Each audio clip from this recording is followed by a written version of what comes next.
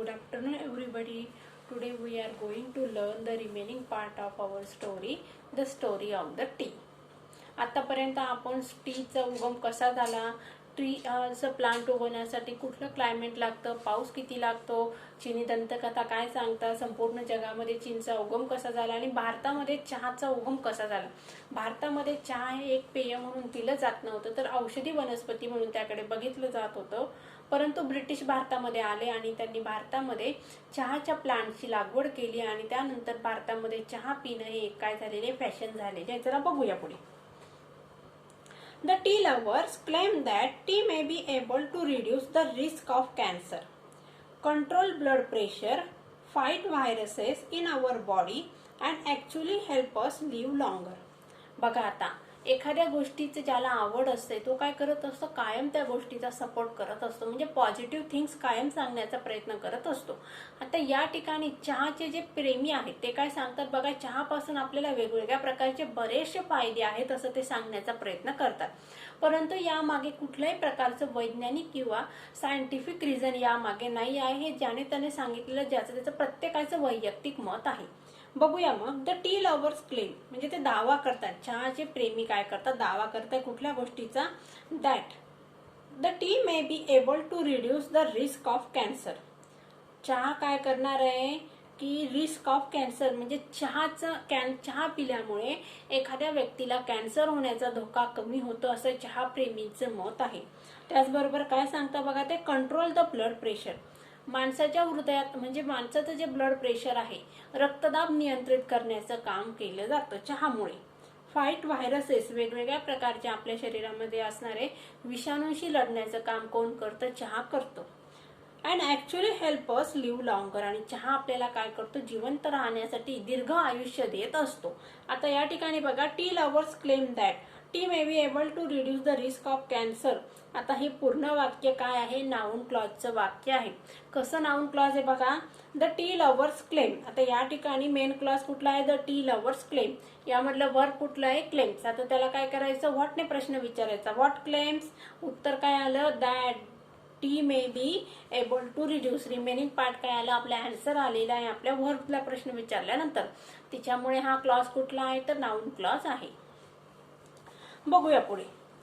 Our body produces chemical call free radicals. They can damage our body and our health. काय सांगितलंय बघा, आपल्या शरीरामध्ये काय होतात, फ्री केमिकल्स रसायनं तयार होत असतात. त्या रसायनांना काय म्हटलं जातं, फ्री रॅडिकल्स. मुक्त फंडामेंटल्स म्हणजे मुक्त अशी केमिकल्स आपल्या शरीरामध्ये तयार होत असतात. दे कॅन डॅमेज आणि ती केमिकल्स काय करतात, आपल्या शरीराचं नुकसान करत असतात. Tea contains antioxidant call flavonoids. Scientist believes these help to protect our system against the free radicals. म्हणजेच या पॅसेजमधून काय समजलं आपल्याला, आपल्या शरीरामध्ये फ्री रॅडिकल्स निर्माण होत असतात आणि ते फ्री रॅडिकल्स काय करतात, आपली तब्येत बिघडवण्याचं काम करतात, आपलं शरीर काय करतात, बिघडवतात. परंतु चहा काय करत असतं, चहामध्ये जे काही घटक आहेत ते घटक काय करतात, त्या फ्री रॅडिकल्सशी लढण्याचं काम करतात, जेणेकरून आपली तब्येत चांगली राहते. बघूया पुढचं passage. For many people tea is a popular drink to have with friends. आता खूप लोकांसाठी चहा काय आहे, एक प्रसिद्ध असं पेय आहे आणि ते काय बघा, आपल्या मित्रांबरोबर ते पेयाचा आस्वाद घ्यायचा अशी खूप लोकांची इच्छा असते किंवा खूप लोकांना मित्रांबरोबर चहा पिण्यास आवडतो. In many countries around the world tea drinking is an important social occasion.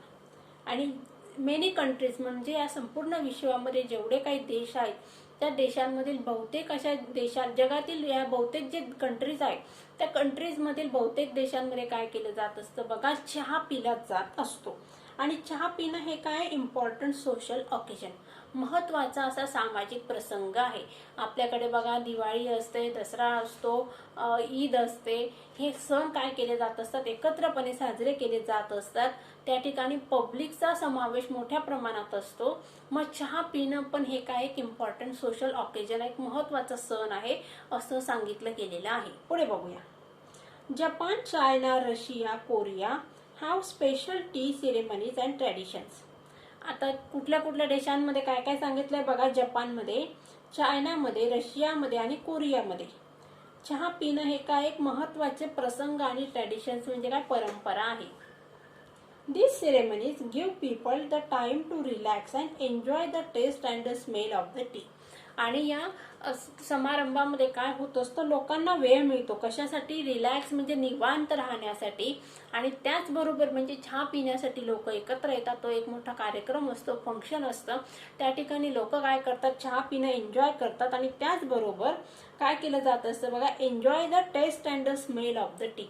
चहाची चव आणि वास याचा ते आस्वाद घेत असतात.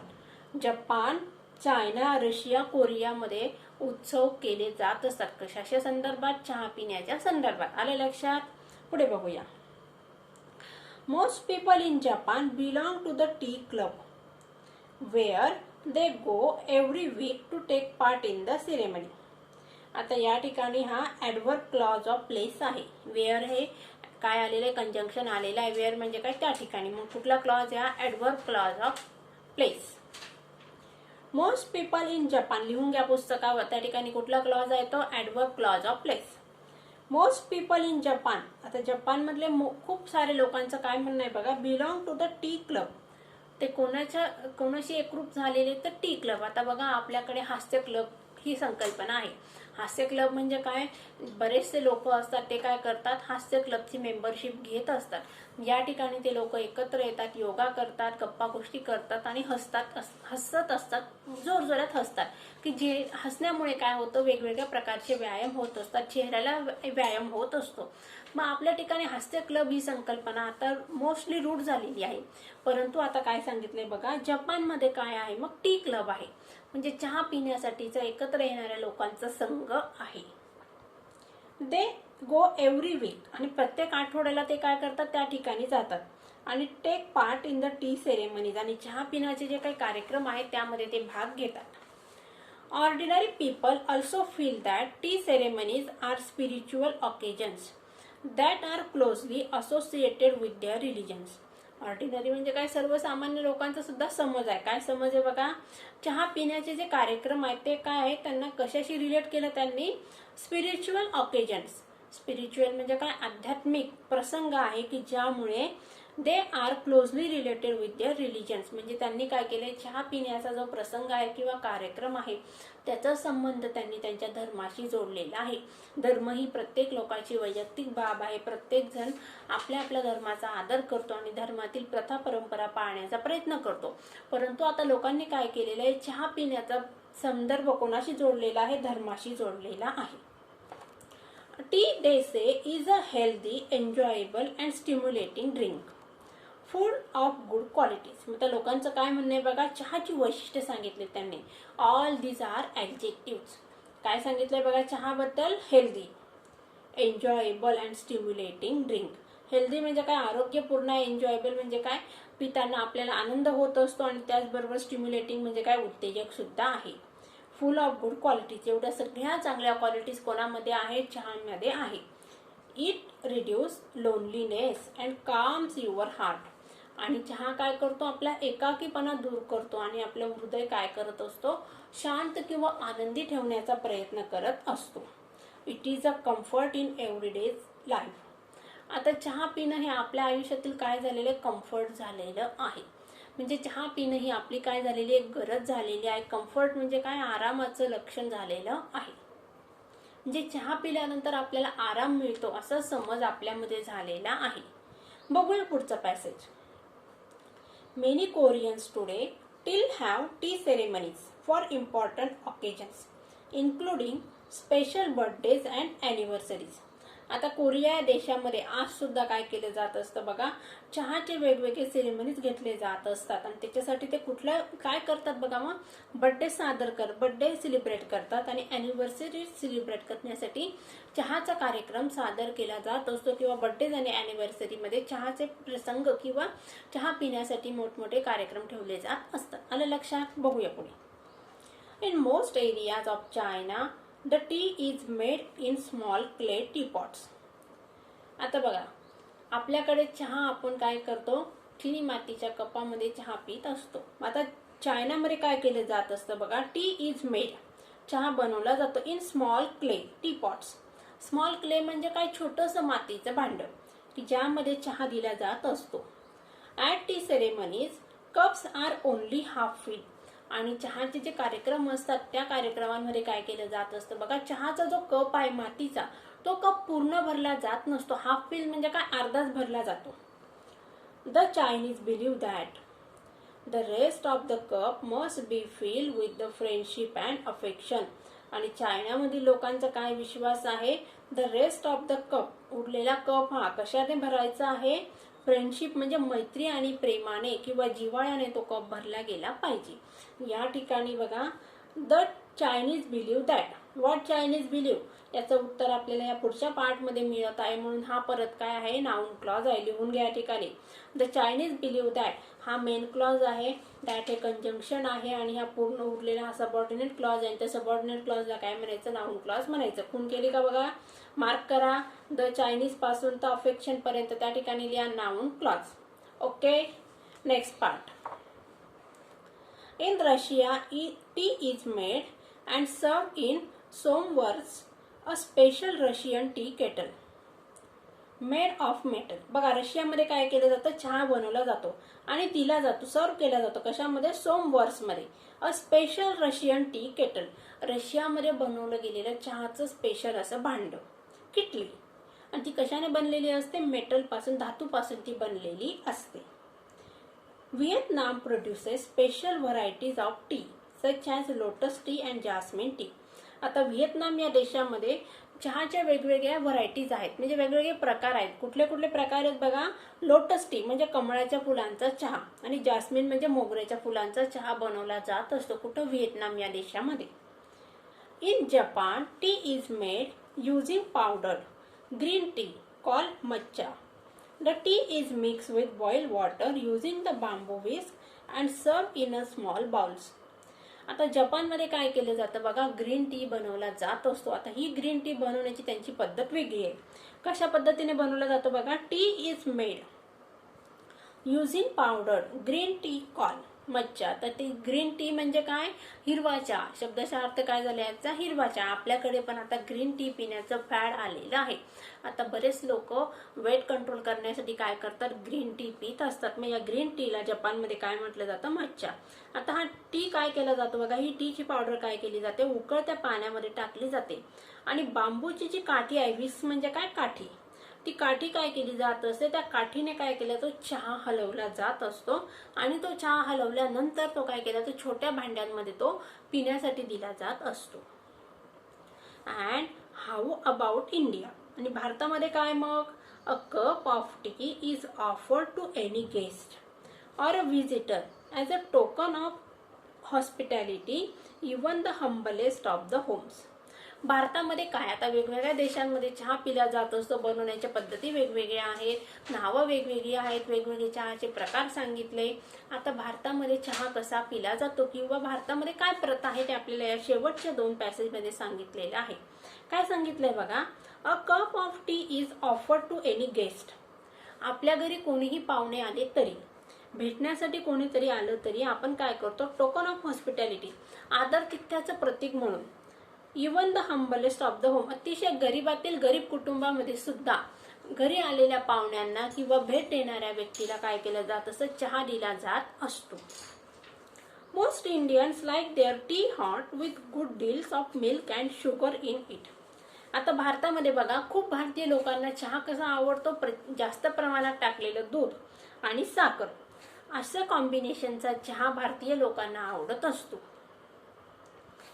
In rainy season, it is brewed with ginger to give it additional medicinal properties. आणि पावसाळ्यामध्ये भारतीय कुटुंबामध्ये काय केलं जात असतं बघा, चहा बनवताना त्यामध्ये अद्रक टाकलं जात असतं. आता अद्रक टाकल्यामुळे काय होतं, औषधी गुण त्या चहाला येत असतात. Others add species like cardamom, cloves and or mace to add its taste and flavour. मग आता अजून मसाले या चहामध्ये टाकले जात असतात. लवंग टाकलं जातं, वेलची टाकली जात असते, जायपत्री टाकली जात असते. Tea is a must after a plate of spicy snacks, especially in the morning and evenings. सकाळचा नाश्ता आणि दुपारचा नाश्ता केल्यानंतर चहा पिण्याची आपल्याकडे पद्धत आहे. सम connoisseurs relish delicately flavored jasmine tea, green tea, lemon tea and even iced tea. What about you? आता चहाचे जे भोक्ते आहेत ते काय करतात बघा, वेगवेगळ्या प्रकारचे चहा पित असतात. कुठले कुठले चहा पितात बघा, मग ते जास्मिन टी पितात, ग्रीन टी पितात, लेमन टी पितात आणि आईस टी सुद्धा पिला जात असतो. मग रायटरने आपल्याला प्रश्न विचारलेला आहे, तुम्ही यापैकी कुठला चहा पितात? अशा प्रकारे विद्यार्थ्यांनो आज आपण काय केलेलं आहे, the story of the T या थर्ड पार्ट मध्ये संपूर्ण चहाची गोष्ट आपण लाईन बाय लाईन शिकलेलो आहोत. आता येणाऱ्या पुढच्या पार्ट मध्ये आपल्याला काय करायचं आहे, आपल्याला बघा आता लगेच मी काय करणार आहे, तुमचं इंग्लिश वर्कशॉप घेणार आहे. ते अतिशय छोटं आहे, ते घेण्यासाठी वेळ लागणार नाही, तरी सगळ्यांनी इंग्लिश वर्कशॉपसाठी रेडी राहायचं आहे. पेज नंबर 22 ओपन करा. आता या ठिकाणी काही प्रश्न आहेत की जे तुम्हाला पुस्तकामधून फाइंड आउट करायचे आहेत. मी तुम्हाला फक्त त्यांचा अर्थ सांगणार आहे, तुम्ही त्याची उत्तरं फाइंड आउट करायची आहेत. पहिला प्रश्न आहे बघा, list all the names of geographical places mention in the passage. आता भौगोलिक ठिकाणांची नावं या ठिकाणी दिलेली आहे, ती तुम्हाला या ठिकाणाहून लिहायची. म्हणजे सब कॉन्टिनेंट, कॉन्टिनेंट त्याप्रमाणे वेगवेगळ्या देशांची नावं आहेत, ती नावं तुम्ही या ठिकाणी लिहायची. Second, make smaller words using the letters given in the words. आता मी हा एक प्रश्न तुम्हाला समजावून सांगणार आहे, तो तुम्ही समजून घ्यायचा आहे. दुसरा प्रश्न मी समजावून सांगते, त्याच्या अगोदरचे पुढचे प्रश्न आपण बघूया. तिसरा प्रश्न आहे बघा, from the passage copy correctly. हा काही करायचा नाही. That begin with the how. हाऊने विचारले जाणारे प्रश्न तुम्हाला पॅसेज पुस्तकामधून शोधून काढायचे आहेत. हा प्रश्न तुमच्या होमवर्कला आहे बघा. पहिला प्रश्न, तिसरा प्रश्न. पुढचा प्रश्न चौथा आहे, find the meanings of the following from the good dictionary. आता यांचे मीनिंग्स तुम्हाला डिक्शनरी मधून शोधून काढायचे आहेत. चौथा प्रश्न पण तुमच्या होमवर्कला आहे. आता रिलेटेड वर्ड्स, आणि मी तुम्हाला तिसरा आणि चौथा पाचवा प्रश्न एकदा समजावून सांगते बघा. मग चला, तिसरा प्रश्न आहे बघा, मेक स्मॉलर वर्ड्स.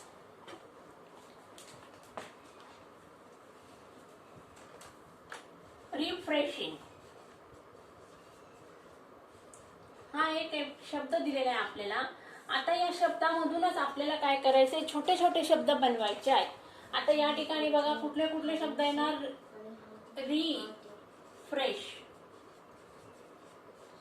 नंतर बघा SHE she, refer REFER, RING, sing SING, EING, बघा HIESHING. म्हणजे असे वेगवेगळ्या प्रकारचे शब्द मी या ठिकाणी बनवले. लक्षात आलं का तुम्हाला?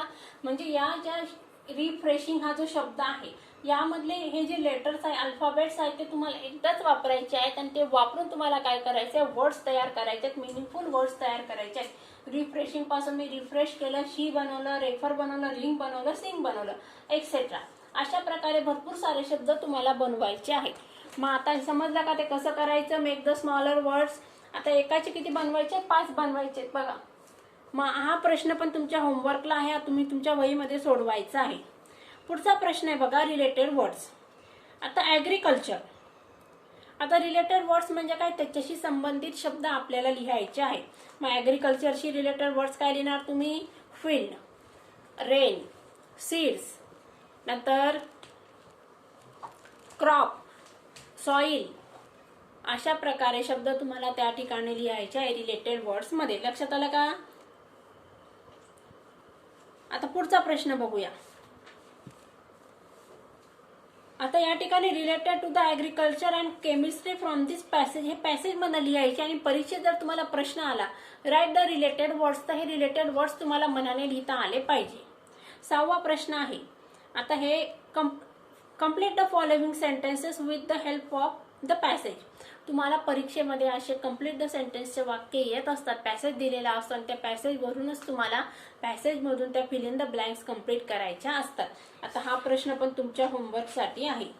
पुढचा प्रश्न आहे बघा, प्रिपेअर अ फ्लो चार्ट. आता प्लांटेशन या ठिकाणी हा फ्लोचार्ट तुम्हाला कंप्लीट करायचा आहे लेसनच्या मदतीने. हा पण तुम्ही होमवर्कला कंप्लीट करा. तुम्हाला काही प्रॉब्लेम असेल तर तुम्ही मला विचारू शकता. आता या ठिकाणी बघा इन्फिनेटिव्ह म्हणजे काय मी तुम्हाला शिकवलेलं आहे. आता या ठिकाणी फक्त एक कन्सेप्ट आहे कंपाऊंड वर्ड्सची. आता बघा two words come together to form a new word. A new word is called compound word. आता या ठिकाणी बघा एव्हरग्रीन,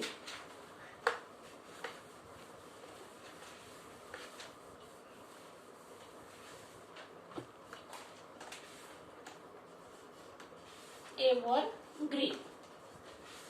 आता याला काय म्हणायचं मग compound word.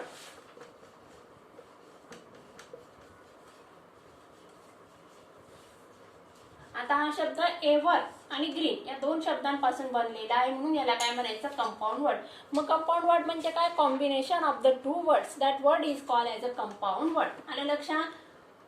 1 + 1 word is equal to compound word. आता कंपाऊंड वर्ड लिहिण्याच्या पद्धती आहेत त्या मी तुम्हाला समजावून सांगते. कंपाऊंड वर्ड म्हणजे काय तुम्हाला लक्षात आलं असणार आहे. आता पुढे बघूया कंपाऊंड वर्ड कसं लिहायचं ते. आता what words do you see in the following compounds? Note that some compound words are written as one word. teapot. आता बघा आपण एकत्र लिहिला एव्हरग्रीन. मग हा काय झाला? एक मेथड झाली कंपाऊंड वर्ड लिहिण्याची. दुसरी मेथड काय बघा हायपन दिली जाते. दोन शब्दांमध्ये काय काय दिली जाते? छोटी रेष दिली जात असते. T making,